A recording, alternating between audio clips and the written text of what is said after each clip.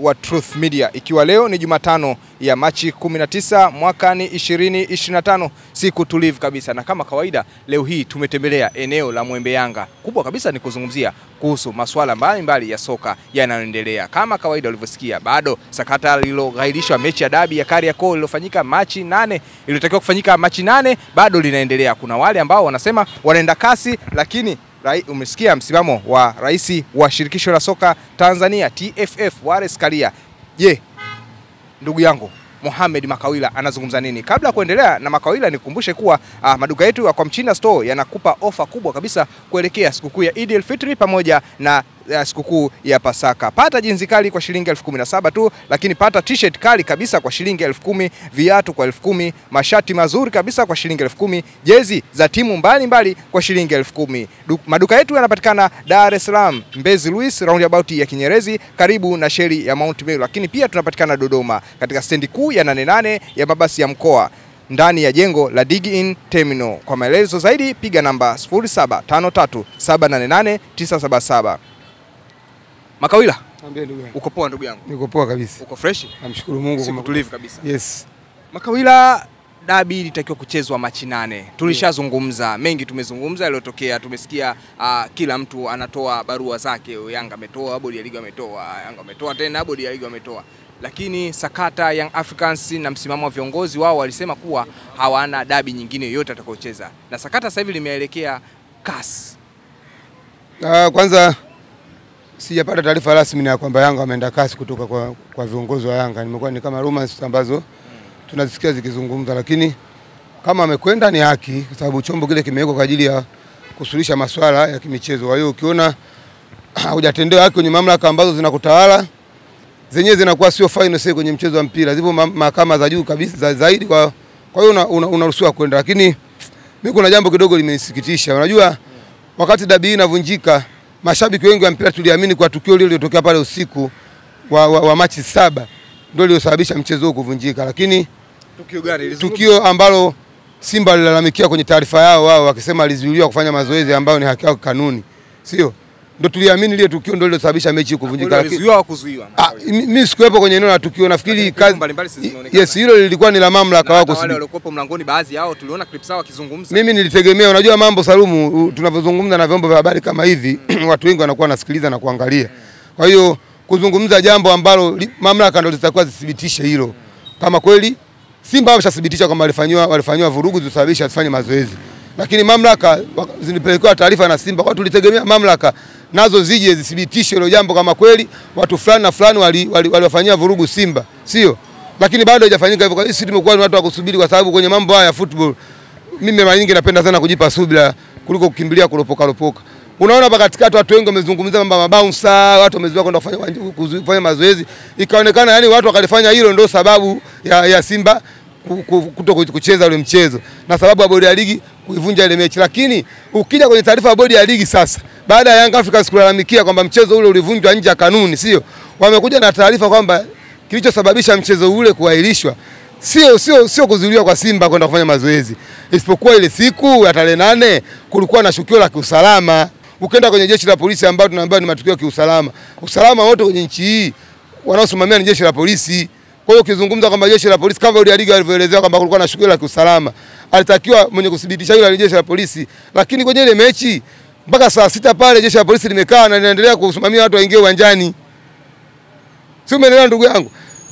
Kama kulikuwa kuna shukio hilo la kiusalama, kwa nini jeshi la polisi lilikuwa linawapanga watu pale kwenda kuingia uwanjani? Na mimi nilikuwa mmoja wapo kati ya watu ambao walichanja tiketi pale nikaingia uwanjani. Sikuona jeshi la polisi likisema msiingie, kuna matatizo ya kiusalama. Hilo sijaliona, lakini bodi ya ligi wao wamekuja na hiyo habari. Sasa mimi naona kadri bodi ya ligi wanavyotolea maelezo taarifa za Yanga, ndivyo bodi ya ligi inavyoendelea kuzama kwenye shimo kwenye taarifa zao za kizana ambazo zinaonekana hazina msimamo na hazisimami kwenye kanuni. Makawila, yes. Kwa taarifa zilizokuepo, yes, kuwa Yanga wameenda kasi, lakini wao wanachopeleka kule, endapo akishinda kesi wanataka wao wapewe alama 3. Yes. Lakini sakata hili nilipo kati ya Young Africans na bodi ya ligi tu ndio wanakinzana hapa hajawekwa Simba Sports Club. Unahisi Young Africans anaweza akapata pointi 3, na ikitokea Young Africans akipoa pointi 3 nadhani Simba naye atakubali? Ndio maana unajua unavyozungumza kasi unazungumza final say ya mahakama za michezo yote duniani. kasi iko juu ya michezo yote, iko juu ya FIFA, iko juu ya michezo ya tennis, iko juu ya michezo ya volleyball, boxing, wao wanakuwa iko juu ya michezo yote. Kwa hiyo unapozungumza kasi unazungumza sehemu ya mwisho ambayo ukishinda hapo hakuna sehemu nyingine ya kukata rufaa. Hiyo ndio mahakama ya mwisho. Kwa hiyo kama kasi akitoa majibu yoyote unayojua atakayotoa yoyote, basi atakuwa ndio atakayetekelezwe tu. Yaani hakuna tena wewe ukishakwenda kasi yakitoka majibu uwezi tena kusema unakata rufaa FIFA. Uone kama ndio safari ya Simba nao kwenda kasi itakuwepo kwenda kupeleka malalamiko yao huko. Yaani akiwa ni hayo. Ya sasa hiyo itakuwa ni kazi ya bodi ya ligi, lakini wao Yanga wanachokiangalia ni kanuni zinazohitajika kufuatwa. Unajua hizi kanuni baba sio TFF, watu wengi wanashindwa kuelewa, wanashindwa kutumia akili zao kutafakari. Kanuni hizi baba sio Wallace Karia. Kanuni hizi baba sio Almas Kasongo. Kanuni hizi baba ni mwenye mpira wake ambao ni FIFA. Kwa hiyo ukivunja kanuni hata kwa kiongozi wa TFF, nitakukumbusha kitu Salumu. Seif Blatter alivunja kanuni. Akiwa rais wa FIFA wakati huo. Watu wakaenda kupeleka malalamiko kwao kasi kwa Seif Blatter, anavunja kanuni za FIFA. Kilichotokea Seif Blatter alihukumiwa. Unamzungumzia rais wa FIFA alihukumiwa kwa sababu akuvunja kanuni ambazo waliweka FIFA wenyewe. Ukiwa kiongozi wa juu haikugarantii wewe eti uvunje kanuni kwa sababu wewe ni kiongozi wa juu, hapana. Labda ni kanuni gani ambayo imevunjwa hapa? Yes, Salumu umekuja sehemu nzuri. Kanuni ambayo inazungumza mtu anapozuiliwa kufanya mazoezi. Nini kitakuwa kifanyike? Ina maana wale waliozuiliwa watapeleka taarifa kwenye bodi ya ligi, wale walioadhibiwa watahukumiwa kwa mujibu wa sheria. Kanuni nao hukumu wao viongozi wa bodi ya ligi ni wao kuzungumza saa 4 mechi ipo, alafu saa 6 unaweka tena kikao saa 8 unasema mechi hakuna. Sababu hapo ndio kuvunja kanuni. Mchezo hauahirishwi kwenye matukio ambayo hayahusishi matatizo ya nchi. Baada ya masaa 3 4 watu washaanza kuingia uwanjani Salumu. Hakunaga mpira namna hiyo.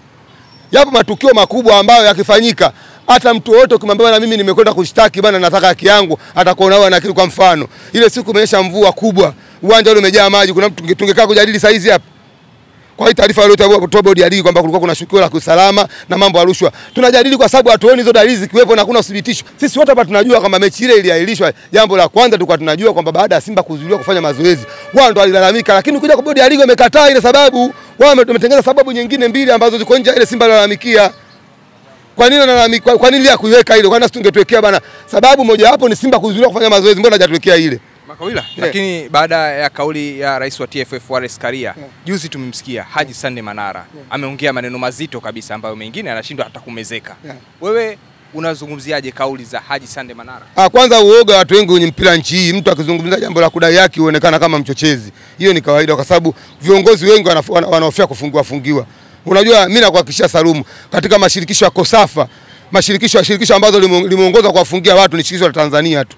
Nenda Zambia, nenda Kenya, watu wafungiani kizembe namna hii. Lakini Tanzania ndio kuna hizo habari za kufungiana. Kwa hiyo nimegundua viongozi wengi wanaogopa kuzungumza mambo ambayo yanaonekana CFF. Hivi nikuulize swali Salumu. Wewe ukiwa kama kiongozi, unaniambia mimi wewe unataka fulani kwa sababu kakosea aondolewe, wewe mwenyewe unatenda haki, unamaanisha nini? Kumza kuwa kama nyinyi mnasimamia kanuni, lakini katika klabu yenu tunamsikiaga mzee Magoma anazungumza kabisa kuwa viongozi wa Young Africans wamevunja katiba na ule uongozi uliokuepo haupo kikatiba na sheria ya Young Africans. Kama ipi labda anaelezea? Kwa sababu unazungumza mtu ambaye anaonekana ukizungumza katiba ya Young Africans wanasema kuwa haina rais wa Young Africans. Katiba ipi sana anazungumza? Magoma anazungumza katiba miaka 30 iliyopita. Young Africans wamebadilisha katiba na BMT wameridhia na serikali kapitisha. Yeye anazungumza katiba gani sasa? Katiba ya Yanga tunayotumia tumebadilisha pale na BMT wameridhia ambao ndio baba ya michezo wa Tanzania. Na hivi Simba na Yanga hivi ambao tumesajiliwa na BMT.